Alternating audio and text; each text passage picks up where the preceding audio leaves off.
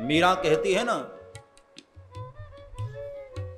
कि मुझे पूजा नहीं आती, मुझे आरती करना नहीं आता, ना जानू मैं आरती वंदन, ना पूजा की रीत, सखीरी मैं तो प्रेम दीवानी मेरो, दर्द न जाने को, हेरी मैं तो श्याम दीवानी मेरो, दर्द न जाने को। मुझे आरती नहीं आती, मुझे कोई पूजा नहीं आती, मुझे कोई वंदन नहीं, कोई विशेष मुझे क्रिया नहीं आती, मैं तो बस श्याम दीवानी हूं। अब सोचो, जिस मीरा की साक्षात गोविंद से बातें होती थी, वो मीरा कहती है मुझे पूजा नहीं आती, हाँ मुझे और कुछ नहीं आता। ये सब भक्तों का दैन्य भाव है। अब आदिगुरु शंकराचार्य महाराज को देखो, मात्र 8 वर्ष की आयु में कहते हैं उन्होंने वेद का भाष्य कर दिया था। इतना बड़ा विद्वान महापुरुष, इतना बड़ा ज्ञानी महापुरुष, लेकिन भगवान आदिगुरु शंकराचार्य कहते हैं न मंत्रम नो यंत्रम तदपि चन जाने स्तुति महो, न मंत्रम नो यंत्रम तदपि चन जाने स्तुति महो। हे प्रभु, मुझे कोई मंत्र नहीं आता है, हाँ मुझे कोई यंत्र, कोई विधि विधान नहीं आती है, ना ही मुझे कोई स्तुति आती है। अब इसको पढ़कर कोई सही मान ले, अरे तो ऐसे इनको कुछ तो आता नहीं। क्या भगवान आदिगुरु शंकराचार्य को स्तुति नहीं आती थी? क्या प्यारी प्यारी स्तुति किए हैं भगवान आदिगुरु शंकराचार्य। इतने प्यारे प्यारे मंत्र लिखने वाले, और वो महापुरुष कह रहा है कि मालिक मुझे कोई मंत्र नहीं आता। अब शबरी मैया को देखो, शबरी मैया कहती है कि प्रभु अधम ते अधम अधम अति नारी, अधम ते अधम अधम अति नारी, अधम ते अधम अधम अति नारी, अधम ते अधम अधम अति नारी, तीन महु में मति मंद अगारी, तीन महु में मति मंद गवारी, तीन महु मति मंद अघारी, तीन महु में मति मंद गवारी। शबरी कहती है कि महाराज मैं बहुत अधम हूं, अधम ते अधम अधम अति नारी। इसका मतलब हम मान ले कि शबरी अधम थी, और अधमों में भी अधम। अरे शबरी मैया के तो चरणों की धूल मिल जाए तो हम लोग भवसागर पार हो जाए। इतनी महान आत्मा, लेकिन खुद को कह रही है शबरी की नहीं मैं तो अधम। और ऐसी कथा आती है कि जब शबरी भील कन्या है, वो शरीर से शबर राजा की बेटी, जब मतंग ऋषि के आश्रम में आई और कहते हैं एक दिन पंपा सरोवर में जल पी लिया उसने, तो आसपास के महात्मा लोग बड़े नाराज हो गए। सबने शबरी पर पत्थर बरसाए और मतंग ऋषि को आकर कह दिया कि जब तक ये कन्या तुम्हारे आश्रम में है, खबरदार ये पंपा सरोवर गई तो हम लोग तुम्हारे आश्रम में ना आएंगे। और कहते हैं प्रभु को अच्छा नहीं लगा, दूसरे दिन महात्मा लोग गए तो पंपा सरोवर का जल पूरा रक्त हो गया था, खून हो गया था, लाल रंग का पूरा रक्त सरोवर। महात्मा लोग घबराते हुए मतंग ऋषि के पास आए, बाबा ये क्या हो गया, अब हम कहां स्नान करें, कहां जल पिएं। सब बहुत दुखी हुए। तब मतंग ऋषि ने ध्यान किया और प्रभु खुद बोले, बाबा इस बेटी का चरण धोकर जब तक पंपा सरोवर में नहीं डाला जाएगा तब तक अब पंपा सरोवर का जल स्वच्छ न होगा। और वही हुआ। माता शबरी के चरणों का चरणोदक यदि मिल जाए तो जीव भव सागर पार हो जाए। ऐसी शबरी भगवान को कहती है, अधम ते अधम अधम अति नारी, मैं बहुत अधम हूं। इसका मतलब यही हुआ कि भगवान के सामने कभी भी अपने आप को बड़ा मत मानो, खुद का प्रेजेंटेशन न करो भगवान के सामने। वहां तो जितना दीन बनकर जाओगे भगवान के उतने प्रिय पात्र बनोगे। परमात्मा के सामने कभी भी ऐसा न कहो कि मैं ऐसा हूं, मैं ये हूं, मैं वो। भगवान को मैं प्रिय नहीं है। भगवान के सामने तो जितना दीन बनो। सुंदरकांड में चर्चा आती है ना, जब विभीषण भगवान से मिलने आए, श्रवण सुजस सुनियाय प्रभु भंजन भव भीर,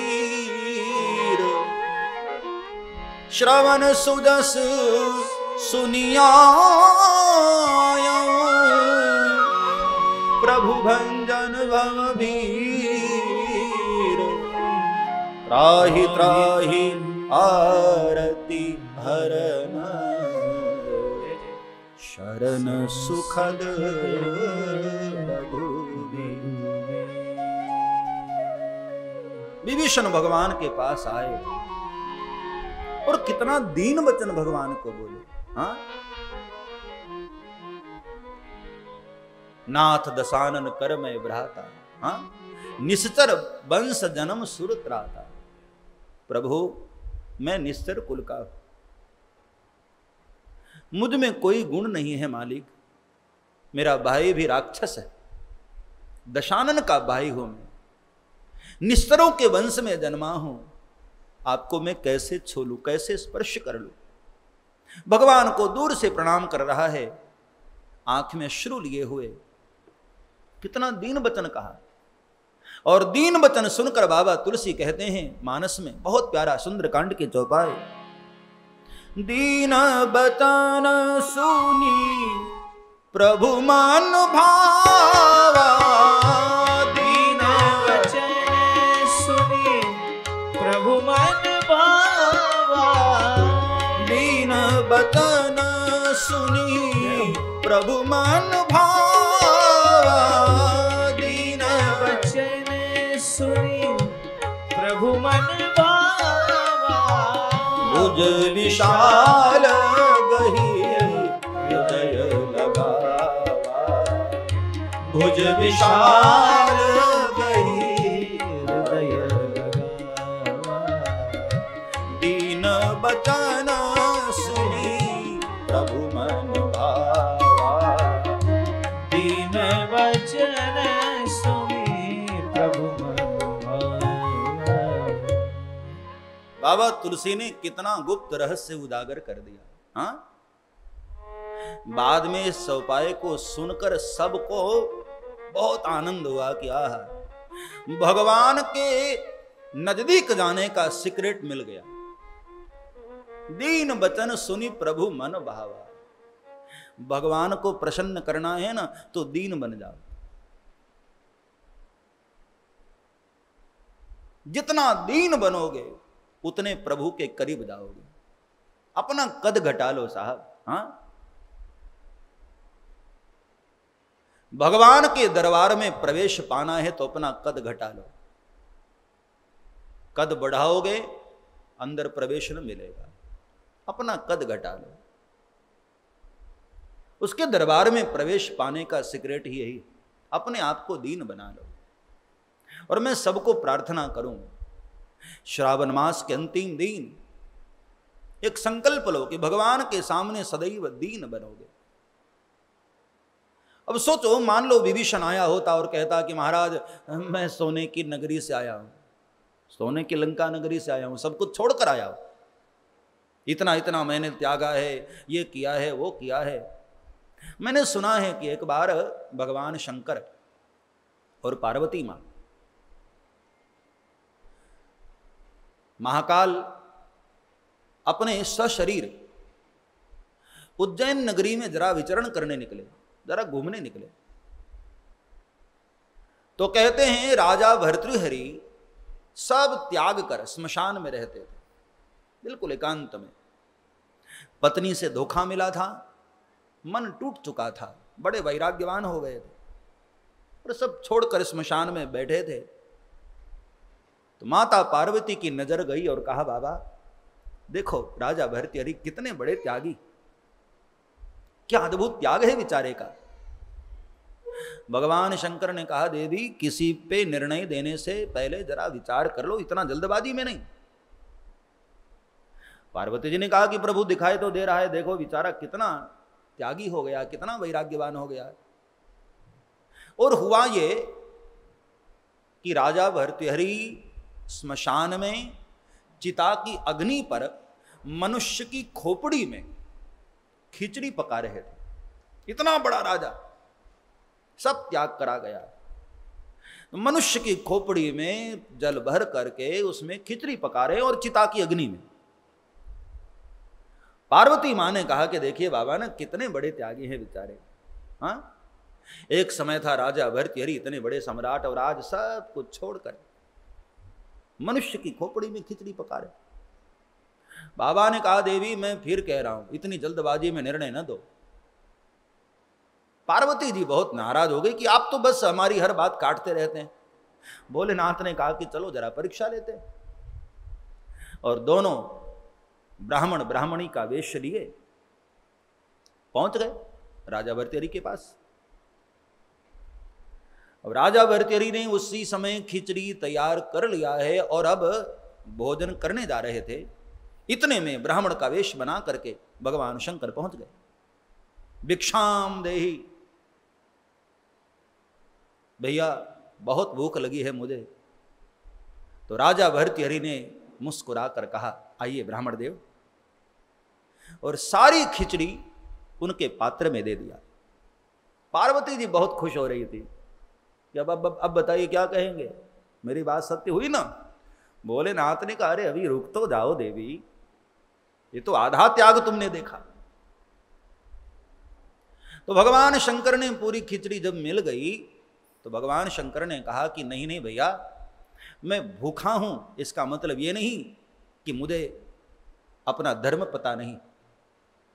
आपने इतने भाव से खिचड़ी बनाई है तो एक काम करो, आधा तुम खा लो, आधा मैं खा लेता हूं, ये लो तुम लो।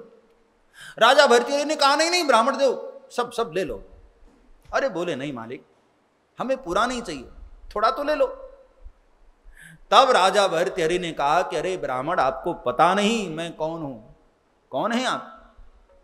अरे बोले, इतना बड़ा मालवा मैंने त्यागा है तो ये खिचड़ी तागने में मुझे क्या है, ले जाओ। भगवान शंकर ने पार्वती जी की ओर देखकर मुस्कुरा कर कहा, सुना देवी, ये रोग अभी इसमें बचा है।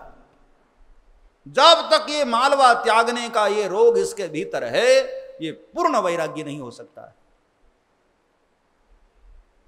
परमात्मा के सामने अकड़ में न जाओ,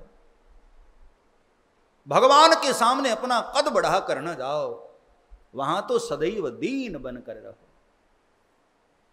बाबा तुलसी ने लिखा, दीन बचन सुनी प्रभु मन भावा।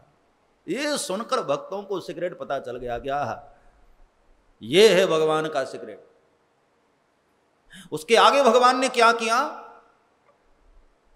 अपनी भुजाएं उठाकर भुज विशाल गही हृदय लगावा।